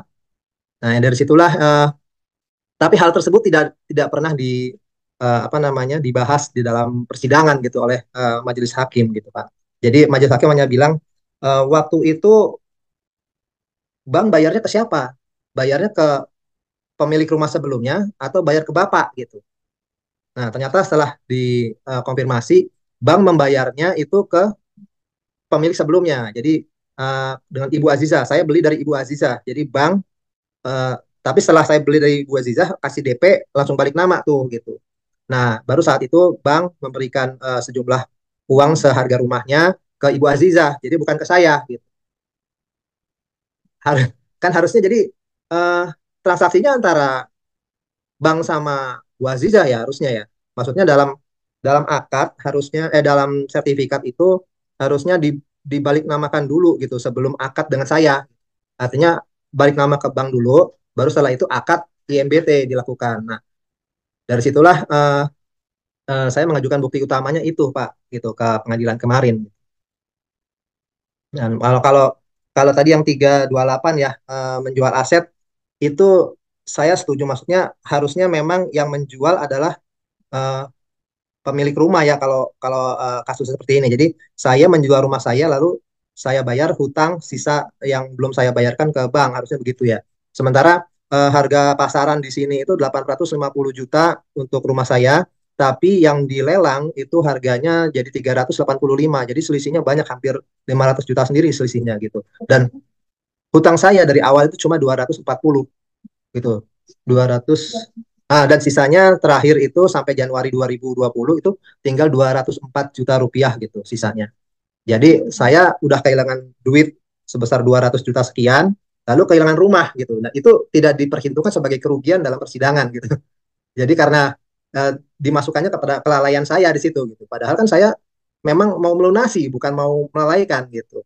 Nah, itulah yang terjadi selisih di situ. Jadi dari pihak pembeli pun tidak mau melepas dari saya tetap beretikat baik untuk melunasi hutang saya ke bank. Tapi tidak berarti rumah saya dijual sepihak oleh bank atau dengan pihak lain gitu, Pak. Itu aja Pak yang bisa saya sampaikan, mohon maaf. Ustaz Faisal sambil mengisi waktu Ustaz. Ini yang kaitannya sama MMQ Ustaz, musyarakah muntanah kisah. Hari ini kan banyak gunakan untuk akad ini ya. Jadi akad IMBT itu sudah lama tidak dipakai. Jadi untuk 1-2 tahun terakhir ini kita lihat memang banyak menggunakan musyarakah muntanah kisah. Nah, untuk konsekuensi akad tersebut sendiri gimana Ustaz? Kaitannya sama kepemilikan itu. Ya, kalau kalau di MMQ memang ada kepemilikan ya, kepemilikan bersama. Tapi saya mau garis bawahi dulu tadi yang Pak Priyadi katakan bahwa eh, sebenarnya ketika Pak Priyadi mengatakan bahwa sertifikat sudah atas nama Pak Priyadi gitu atau dokumen sudah atas dokumen rumah itu sudah atas nama Pak Priyadi gitu ya. Eh, saya ingin mengatakan gini Pak, kita itu akan melihat eh, bagaimana kalau saya lebih memilih bangun akad, Pak. Bangun akad itu artinya begini, Pak. Bangunan akadnya adalah ijaroh, meskipun dokumen rumah beratas nama Pak Priyadi itu hanya untuk kepentingan pemudahan administrasi saja jika nanti memang betul rumah berpindah menjadi pemiliknya Pak Priyadi. Tetapi sebenarnya dari sisi bangun akad, Pak Priyadi adalah penyewa, bukan pemilik rumah itu. Nah, jika berpegang pada itu, maka saya akan mengatakan bahwa penamaan itu formalitas dan yang asli yang sebenarnya adalah rumah itu belum milik Pak Priyadi. Itu demi pemudahan aja dalam rangka pengalihan nama aja seperti itu. Nah, dengan situ juga Pak Ahmad Taufik, maka MMQ pun dilakukan hal yang sama seperti itu juga. Meskipun rumah dibeli bersama oleh bank, katakan dengan saya, tetapi dokumen tetap rumah atas nama saya. Tapi dalam hal ini Pasti bank juga nggak mau kan kalau dibilang ini rumah saya sepenuhnya, kamu nggak ada peran di sini, pasti nggak mau. Nah ini buktinya dokumen, nanti bank pasti akan menjawab, ini untuk pemudahan saja, untuk nanti memudahkan seperti itu. Toh pada akhirnya akan menjadi milik kamu dengan asumsi seperti itu. Jadi seperti itu Pak. Jadi kalau kalau di MMQ ya berarti dua-duanya sudah punya. Ya nanti kasusnya bagaimana jika nanti ternyata tidak mampu mampu membayar si nasabah ini tidak mampu membeli porsi kepemilikannya bank. Bagaimana ini? Saya belum tahu Pak bagaimana kasusnya atau kita menyebutnya jurisprudensi yang ada ya. Saya tidak tahu, tetapi kalau di atas kertas atau di atas kertas buku fikih Pak ya, di atas buku fikih kalau memang ya sudah nanti tinggal bagaimana caranya saya sebagai di satu sisi pemilik disebut dengan syarik ya Pak Mitra Bank dalam kepemilikan rumah, saya akan jual aja porsi saya kepada orang lain, dalam bahasa ini kita sebut over kredit dalam bahasa tetangga gitu. Lalu saya keluar dan miliklah dialah masuk kemudian melunasi membeli apa yang menjadi porsi kepemilikan bank. Itu di atas fikih solusi salah satu solusinya gitu. Tapi jurisprudensi saya tidak tahu bagaimana. Sering sekali saya mungkin karena faktor kesibukan ya, kita berbicara di sini menyiapkan perangkat, sementara apa yang terjadi di bawah ini kita tidak terlalu tidak terlalu aware, tidak terlalu aware. Pak Priyadi ini barusan menyadarkan saya aja nih. Oh iya ya, iya ya ya ya. Ini salah satu sisi yang mungkin kita kadang-kadang lebih banyak disibukkan untuk menyusun konsep, menyusun prinsip gitu ya. Kadang-kadang kita mungkin kurang aware di hal-hal yang seperti ini. Artinya kurang aware itu artinya kita tidak seperti LBH kan. LBH itu memang nangkringnya kan di sana. Kita kan nangkringnya nggak di sana gitu ya. Ya ya kami dimohonkan maaf juga lah ya karena nggak mungkin juga kami nangkring di sana sepenuhnya memperhatikan itu gitu ya. Itu dan idealnya sih memang sih kalau ketika konflik seperti ini memang idealnya ya memang ini bukan maksud saya mau mau apa mau menolak keputusan hakim karena dia punya independensi ya, tetapi permasalahannya adalah apa nggak didudukkan seorang ahli syariah untuk menjelaskan permasalahan ini dari sisi fikih gitu, setidaknya sebagai bahan pertimbangan bukan memutuskan tetapi bahan pertimbangan dalam kasus Pak Priyadi ini gitu, seperti itu Pak Ahmad Taufik. Kalau ada jurisprudensinya, mohon saya diceritakan kalau memang ada yang MMQ ya maksud saya. Barangkali nyambung lagi Ustadz yang tadi kaitannya sama fungsi ahli ya di pengadilan agama. Dari pihak DSN MUI memungkinkan tidak, barangkali misalkan kami dari LBH mentabulasi kasus-kasus yang terjadi di masyarakat yang tentu masing-masing punya interpretasi soal modelnya gitu ya. Jadi kami tabulasi karena memang di kami di LBH ini banyak sekali menampung pengaduan kaitannya soal sengketa bank syariah juga. Tentu dalam hal ini kami tidak punya katakanlah ya keputusan untuk menahan atau melanjutkan karena pada prinsipnya kan pengaduan ini harus kami proses gitu ya. Jadi dari pihak DSN MUI memungkinkan tidak barangkali tadi tabulasi yang kami buat untuk kami komunikasikan gitu ya sehingga nggak semuanya juga harus masuk pengadilan begitu. Baik, saya kurang paham maksudnya Pak Ahmad Taufik. Apa maksudnya penyelesaian non ligitasi atau gimana? Ya, non litigasi. Jadi sebelum ke pengadilan kalau memang bisa kita selesaikan kalau melalui itu kan ya. Kalau itu kan di dalam setiap fatwa DSN selalu disertakan ya Pak ya. Saya akan coba gini, dalam setiap fatwa-fatwa kita selalu melibatkan apa yang tadi disebut eh, oleh Bu siapa tadi Bu Nurul ya kalau nggak salah ya, oleh ya yang bahwa ada Basarnas gitu loh Pak. Masuknya mungkin ke Basarnas Pak, penyelesaian non litigasi ya. Jadi masuknya ke Basarnas. Saya pikir itu lebih lebih ini daripada ke DSN MUI. Jadi saya lebih kepada kan fatwanya kan produknya dikeluarkan sama DSN MUI begitu ya. Jadi lebih Ya. dalam posisi menginterpretasi dari penerapan fatwa tersebut gitu. Ya betul Pak Taufik. Saya rasa jangan ke DSN tetapi ke Basarnas. Link situs Basarnas MUI.org itu juga anak dari MUI, itu ada di chat udah saya kasih Basarnas MUI, dan itu sebagian orang-orang DSN juga, tidak semuanya tetapi sebagian mereka yang benar-benar mengetahui permasalahan ini. Prinsipnya waktu itu dia bilang prinsipnya adalah berdamai lebih baik daripada berselisih kata Basarnas gitu. Jadi saya yakin lembaga-lembaga bantuan hukum bisa masuk ke sana. Jadi prosesnya kalau di dalam Al-Qur'an disebut dengan istilah tahkim ya, penyelesaian non litigasi. Jadi itu jauh lebih baik, lebih murah gitu ya, lebih adem seperti itu. melalui itu. Lebih murah, jauh lebih murah, lebih adem, lebih enak. Dan nanti Bapak sebagai contoh Pak Priyadi nanti katakan didampingi oleh LBH, kemudian pihak bank didampingi oleh lawyernya dan duduk bersama di sana seperti itu. Dan menurut saya itu jauh lebih baik penyelesaian itu daripada penyelesaian pengadilan. Dan secara hukum Islam ini juga penyelesaian dengan tidak masuk pengadilan itu adalah yang prioritas daripada penyelesaian melalui pengadilan. Kalau memang gagal juga di sini, barulah naik ke atasnya seperti itu. Ada di kolom chat ya, Basarnas MUI itu saya lihat di depan foto itu ada sebagian orang DSN dan mereka orang-orang pakar-pakar semua yang mengerti betul bagaimana fatwa-fatwa MUI itu dan mengerti betul dunia hukum. Nah, LBH layaknya masuk ke sana, tidak masuk ke DSN MUI. Sebenarnya saya mau tanya lagi ke Ibu Nurul tadi ya tentang apa namanya negosiasi atau apa namanya itu penyelesaian secara musyawarah lah gitu ya dengan pihak-pihak terkait yang dalam hal ini apa namanya sengketa aset yang saya jalankan gitu.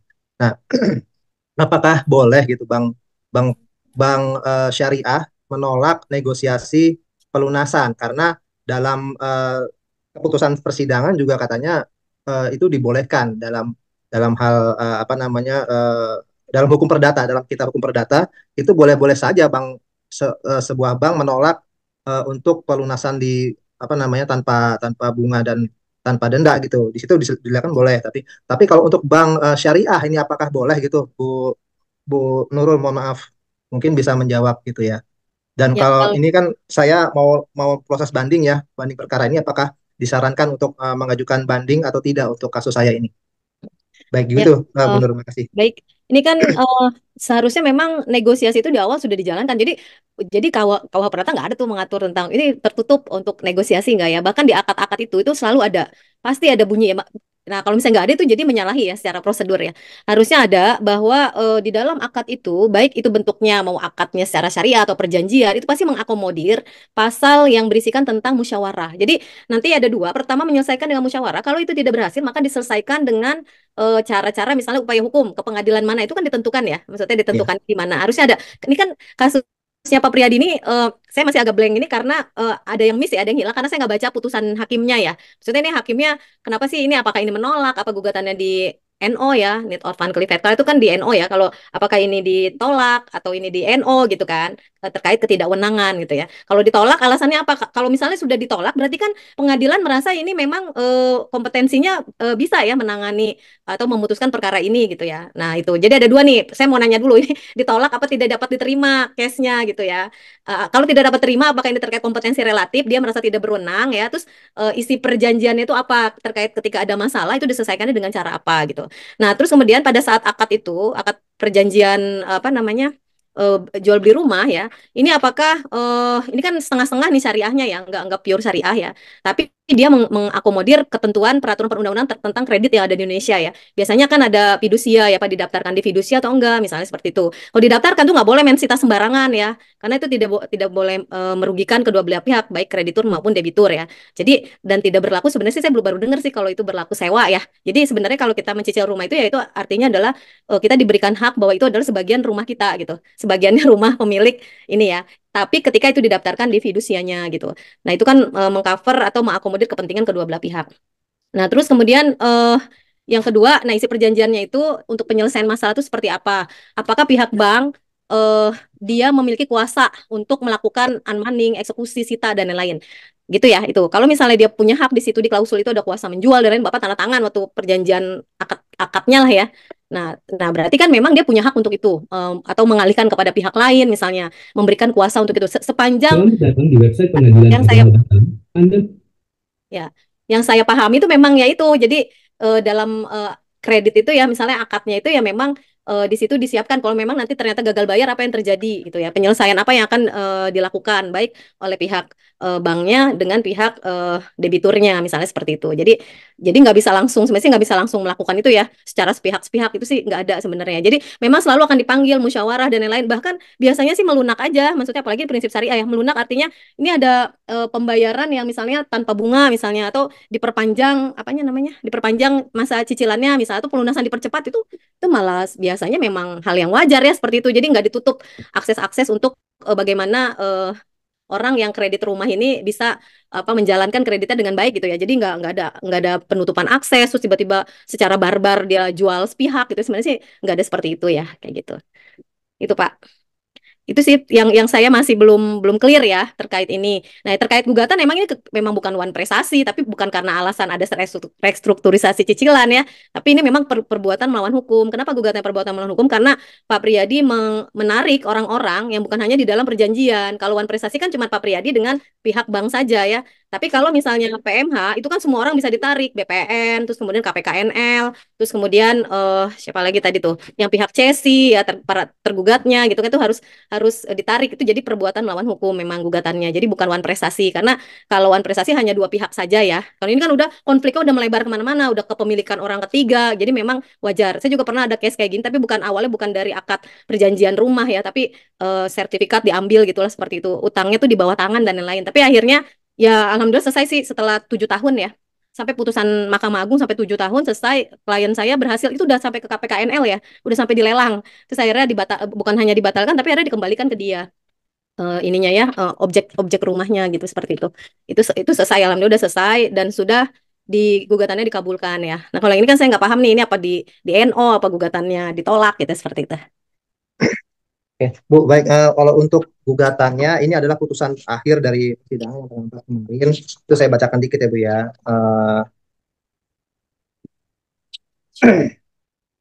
Hmm, jadi menimbang bahwa berdasarkan pertimbangan hukumnya. Bagian amarnya aja Pak, di Amar bagian ya. putusannya mengadili, bagian mengadilinya. Oh ya. Mengadili dalam eksepsi menolak eksepsi tergugat 1, tergugat 3, dan turut tergugat 1 seluruhnya. Dalam provisi menyatakan gugatan provisi penggugat tidak dapat diterima sebagian dan ditolak selain dan selebihnya. Dalam pokok perkara menolak gugatan penggugat seluruhnya. Dalam nomor 2, menghukum penggugat untuk membayar biaya perkara ini sejumlah sekian-sekian.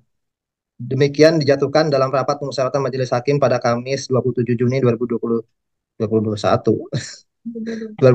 maksudnya ini, miladiah bertepatan dengan tanggal 20 Zulhijjah 1445 gitu. Hanya itu aja Bu. Jadi nggak dijelaskan. Oh, berarti ditolak ya gugatannya. Gugatannya ditolak seluruhnya gitu. Cuman kalau secara garis besar ditolak ya kenapa nggak ini ya? Nggak sejarah garis besar aja, maksudnya nggak usah dibaca panjang-panjang. Garis besar sih karena yang dilakukan oleh pihak tergugat 1, tergugat 2, dan tergugat 3, turut tergugat juga tergugat ke 1, turut tergugat 2 juga katanya sudah sesuai dengan hukum gitu. Justru gugatan saya yang tidak berdasarkan hukum gitu. Maksudnya karena dalam tadi itu yang sempat saya sebutkan bahwa dulu zaman Rasul juga Rasul pernah menyita rumah sahabat yang berperkara hutang piutang gitu kan, lalu menjual dan memberikan lebihnya kepada si pemilik rumah dan sisa hutangnya dibayarkan kepada krediturnya gitu.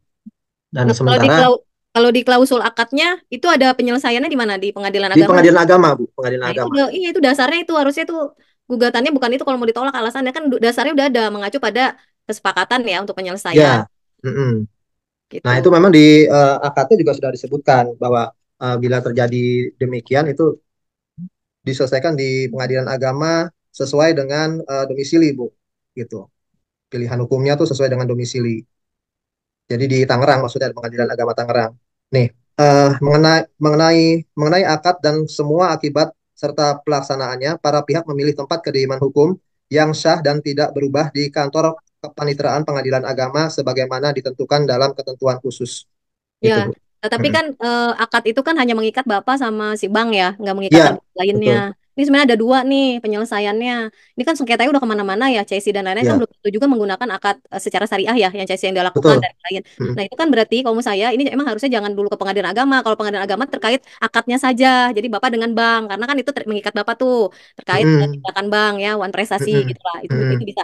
Nah harusnya saya nggak tahu nih pertimbangan hukum yang lain. Harusnya ini selesaikannya di pengadilan negeri dulu, karena banyak hal yang mengikat ya, yang terkait dengan perbuatan melawan hukum yang dilakukan oleh si banknya ini gitu. Baru nanti terkait akadnya itu diawan prestasi dan lain-lain itu. Jadi, nah itu tadi ada klausul bahwa ketika terjadi sengketa, pengadilan negeri dulu yang menyelesaikan, baru nanti untuk khusus syariahnya itu diselesaikan di pengadilan agama. Karena ini kan udah menarik banyak pihak. Jadi kan nggak bisa kita hanya menyalahkan si bank, tapi diadilinya di pengadilan agama. Karena kan ini perbuatan mohon hukumnya itu udah banyak ya. Maksudnya udah masalah ininya ya, maksudnya masalah dia cesi, terus kemudian dia melakukan tindakan-tindakan di luar kesepakatan ya, seperti itu karena sudah melibatkan banyak pihak ya, tergugat yang tadi tuh CSI dan lain-lain gitu, karena sementara mereka kan tidak terlibat dalam akad itu, sementara kan akad itu adalah akad yang basisnya adalah akad syariah, dan akad syariah ini Mm-mm. memang memang core-nya pengadilan agama betul, tapi ketika orang-orang itu orang-orang itu ditarik itu kan mereka nggak ikut andil dalam akad itu ya, maksudnya tidak masuk dalam akad itu gitu ya, yang orang-orang itu ditarik gitu, seperti itu sih kalau pandangan saya ya, maksudnya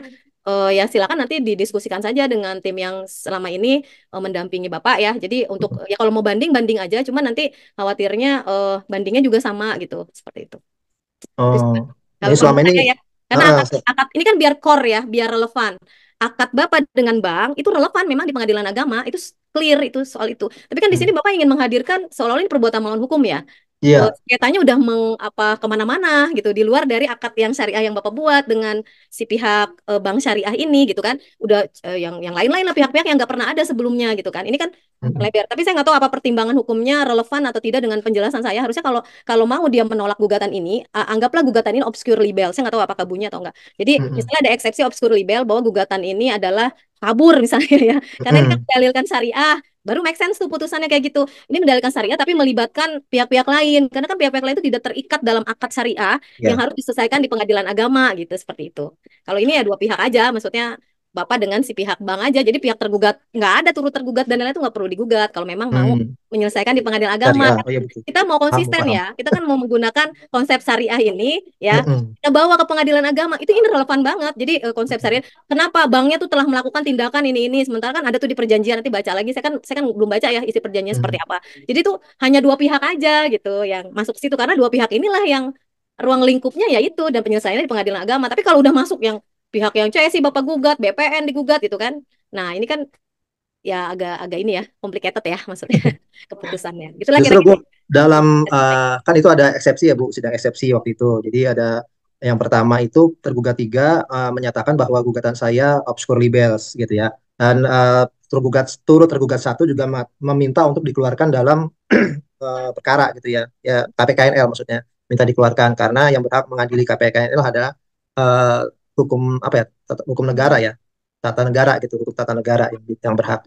Nah, itu pun eksepsi itu semuanya ditolak oleh majelis hakim, Bu. Artinya memang gugatan saya sudah jelas kan berarti ya. Kebalikan dari obscure libel bahwa ini memang sudah jelas gitu. Bahkan dari pihak tergugat tiga juga menyatakan bahwa pengadilan agama itu tidak berhak mengadili status quo ini gitu. Maksudnya apa namanya perkara ini gitu. Sementara itu pun ditolak juga sama majelis hakim. Artinya berlanjutlah gitu kan. Berlanjutlah persidangan ini sampai akhir gitu ya. Nah, tapi di akhirnya justru malah gugatan saya yang ditolak semua gitu ya. Jadi anehnya di situ gitu Ya, anehnya. Di memang awal-awal saya diperbolehkan gugatan saya diakui gitu, tapi di akhir-akhir malah ditolak ditolak. seluruhnya gitu. Jadi kan ada ada anomali di situ. Sementara kalau untuk memang dalam apa namanya dalam ketentuan umum akad IMBT ini memang sudah dijelaskan juga bahwa dari pihak bank itu boleh mengalihkan apa namanya itu eh, mengalihkan piutang ke pihak lain, ke pihak CSI gitu ya. Terus ada berhak menjamin apa namanya berhak melelang lah gitu, berhak melelang gitu. Tapi itu apabila setelah jadi one prestasi. Sementara saya menolak bahwa ini bukan one prestasi gitu dan dari pihak majelis juga sudah menyatakan bahwa ini bukan one prestasi, ini adalah apa namanya perbuatan melawan hukum gitu, PMH gitu. Tapi kenapa di akhirnya malah eh, Tolak. mengakui bahwa saya one prestasi lah, kok jadi aneh gitu. Sementara kan saya sudah jelas mau lunasi gitu, bukan mau mangkir, bukan mau kabur. Kalau saya mau kabur mah udah aja saya tinggalin rumah ini selesai lah gitu kan ya. Iya ya. Ya banding aja sebagai ikhtiar ya. Jadi nggak Iya. apa-apa banding aja. Itu kan yang pertama kan sudah diakui pertimbangan hukumnya bahwa ini memang menjadi kompetensi relatifnya pengadilan agama ya untuk menyelesaikan masalah ini. Cuma nanti ditambahkan tuh nanti di dalam memori bandingnya ini saya kasihin aja tambahan bahwa Bapak adalah pembeli yang beritikat baik. Maksudnya bukan orang yang tiba-tiba nggak mau bayar gitu ya. Kan ini kan nanti tampilkan sisi-sisi yang dimana Bapak berkali-kali datang ke bank itu tuh harusnya menjadi pertimbangan hukum.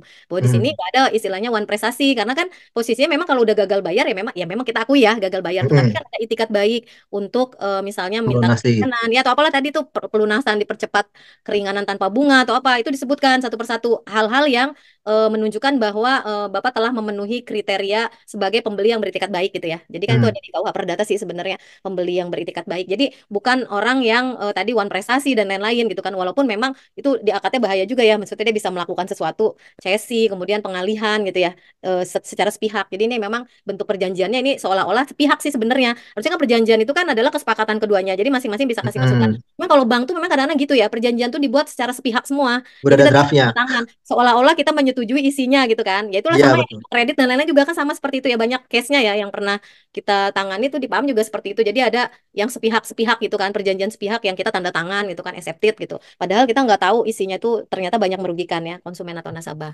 Itu sih Pak, jadi itu aja. Jadi yang dieksplor adalah bagaimana itikat baiknya Bapak sebagai pembeli, bahwa itu yang luput dari pertimbangan hukum hakimnya. Jadi sebenarnya ini banyak yang nggak make sense ya, antara pertimbangan hukum hakim terkait menolak dengan pertimbangan di atasnya gitu. Kalaupun saya misalnya untuk membuat pertimbangan hukum kalau mau menolak bukan yang bagian itu gitu ya.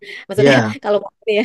Tapi kalau misalnya ternyata apa namanya ya pertimbangan hukumnya seperti itu, saya kan nggak baca ya seperti apa pertimbangan hukumnya. Jadi memang ya saya nggak bisa menelaah terlalu dalam ya, maksudnya isi pemikiran hakim dalam pertimbangan hukum. Karena biasanya pertimbangan hukum ada dua sih, untuk mengalahkan dan memenangkan tuh selalu ada. Hakim tuh selalu itu ngalahin tuh menangkan gitu ya. Selalu punya Iya. ya, jadi selalu punya ini ya apa namanya pertimbangan ya, namanya juga pertimbangan ya gitu. Tapi sih kalau melihat akadnya, memang betul dia boleh melakukan cesi dan lain-lain. Tapi kita lihat di sana apakah ini pembeli ini adalah pembeli yang beretikat buruk atau tidak gitu. Harusnya dilihat itu seperti itu gitu. Dari sepanjang perjalanan kredit ini ya maksudnya. Tapi kalau misalnya ternyata memang tidak ada itikat baik dan lain itu boleh dilakukan. Misalnya orangnya tiba-tiba menghilang nggak ada ya itu boleh kan.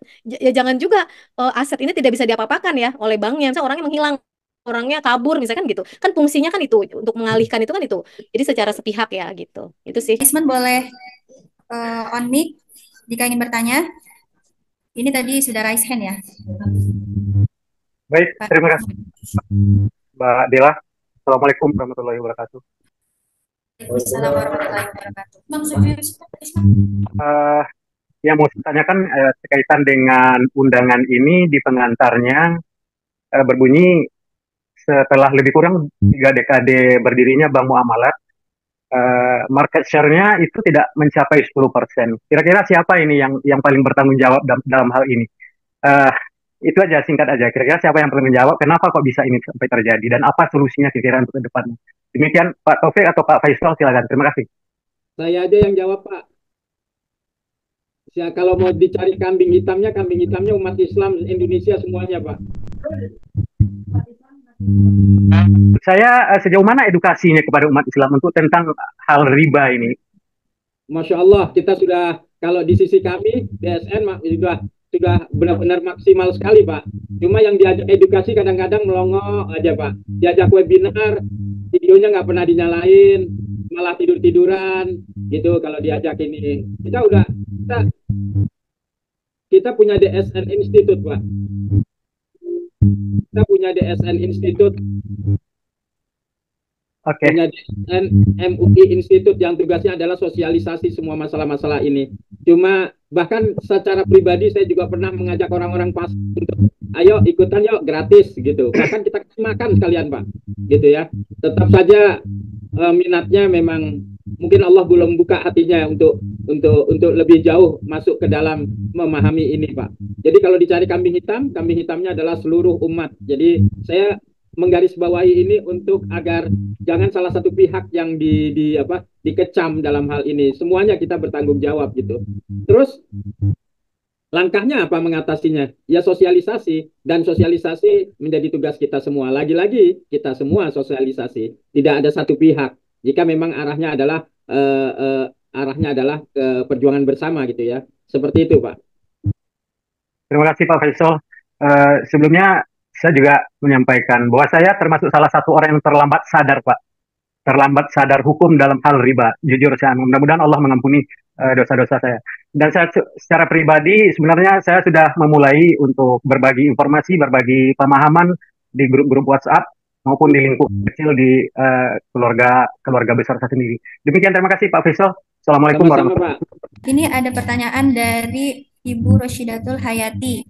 Izin bertanya untuk Ibu Nurul Amalia, bagaimana proses penentuan hakim pengadilan agama? Seberapa jauh perbedaan kriteria hakim agama dan hakim negeri? Bagaimana pendapat Ibu tentang urgensi pemahaman agama dan kredibilitasi bagi hakim pengadilan agama? Lalu apa yang bisa dilakukan pada saat kondisi lapangan yang saat ini berlaku? Terima kasih.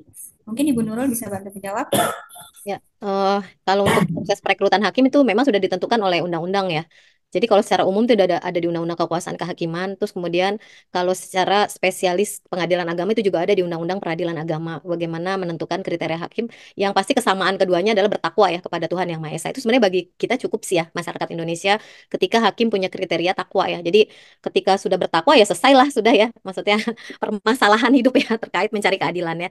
Nah, adapun kalau untuk pengadilan agama lebih spesifiknya adalah biasanya lulusan-lulusan yang syariah ya biasanya ya. Rata-rata emang kebanyakan memang kampus-kampus yang syariah itu memang berbasiskan syariah itu memang banyak yang menjadi hakim ya di pengadilan agama. Kalau pengadilan negeri tentu saja berbeda ya.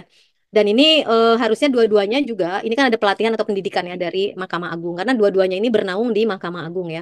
Walaupun untuk pengadilan agama itu ada badan badilak ya tentang agama itu beda lah kalau yang di hakim-hakim yang pengadilan negeri itu di bawah, nah, meskipun sama-sama Mahkamah Agung ya.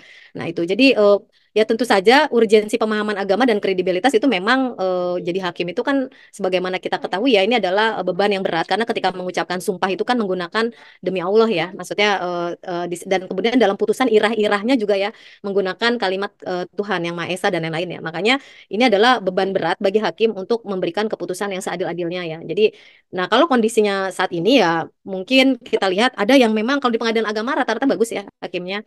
Insya Allah ini karena mereka kan tadi ya, karena mereka berasalkan dari institusi yang agama ya. Dan rata-rata memang bagus ya kalau di pengadilan agama itu tingkat ininya kemiringan, nggak ada kemiringan tingkat pengadilan agama oke.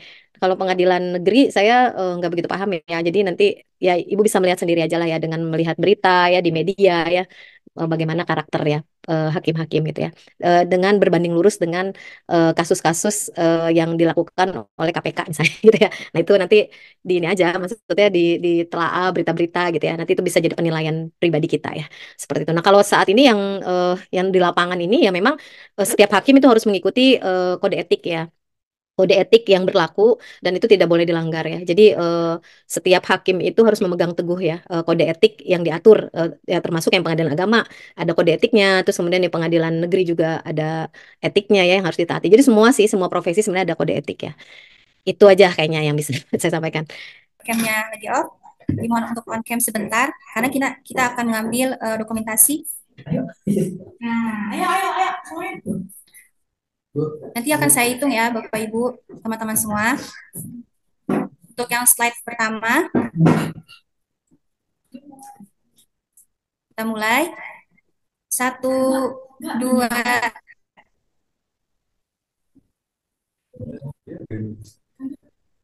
Udah? Baik, untuk selanjutnya yaitu yang slide kedua. Yang belum on cam mungkin di on cam dulu ya.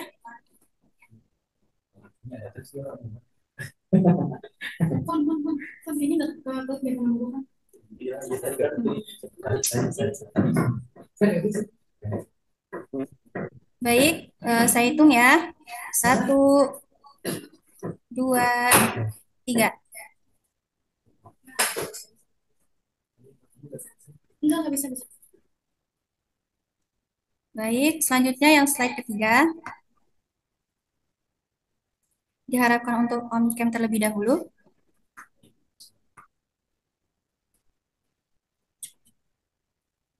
Baik, saya hitung 1, 2, 3.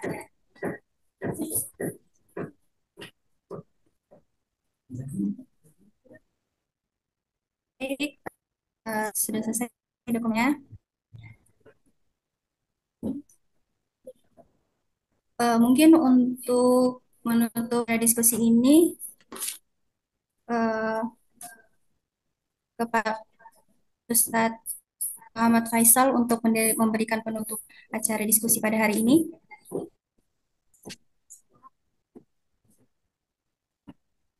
Kurang jelas Mbak Dela?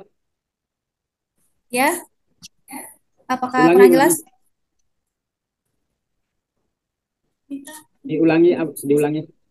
Oh ya, jadi untuk mengakhiri acara kita, salah satu narasumber mungkin bisa memberikan penutupan untuk acara hari ini. Mungkin Pak Faisal bisa memberikan penutupan. Baik, untuk bapak-bapak, ibu-ibu semua dan teman-teman mahasiswa yang masih semangat darah muda ya. Jadi Allah itu nggak pernah menyuruh kita sukses. Allah menyuruh kita untuk melakukan usaha, dan penilaian Allah terhadap amal kita itu dilihat seberapa jauh usaha yang Anda berikan, bukan seberapa jauh sukses yang Anda dapatkan. Jadi tidak sukses itu tidak penting, tapi tidak usaha itu masalah besar. Jadi intinya adalah usaha saja, sukses bukan sukses. Sukses itu bukan di tangan kita, tapi usaha di tangan kita. Yang penting kita berusaha sebisa mungkin, semaksimal mungkin. Allah perintahkan dengan mengatakan mastatoktum. Jadi semampu kalian. Tapi semampu kalian bukan semampunya gaya anak-anak generasi Z ya. Semampunya ya udah bukan udah segini udah bisa gua udah gitu enggak. Mastatoktum itu artinya sementoknya kalian gitu loh. Gitu. Diterjemahkan bukan semampu kalian tapi sementoknya kalian. Dan abaikan bahwa ketika kemudian tadi Pak Isman atau teman-teman yang lain bahwa market share bisnis syariah secara umum, tidak hanya perbankan ya, tidak mencapai 10%, nggak penting itu. Bagi saya angka itu tidak penting. Yang penting adalah sejauh mana kita kemudian berusaha terus, seperti itu. Sebab angka itu nanti akan jadi indikasi sukses, itu tidak penting. Buat saya tidak penting. Begitu penutupnya, Mbak Dela, terima kasih. Assalamualaikum warahmatullahi wabarakatuh. Waalaikumsalam warahmatullahi wabarakatuh. Terima kasih kepada Pak Faisal yang telah memberikan penutupan pada acara diskusi hari ini. Baik, untuk selanjutnya yaitu penutupan. Marilah kita tutup acara kita hari ini dengan melafazkan Alhamdulillah dan membaca doa kafaratul majelis.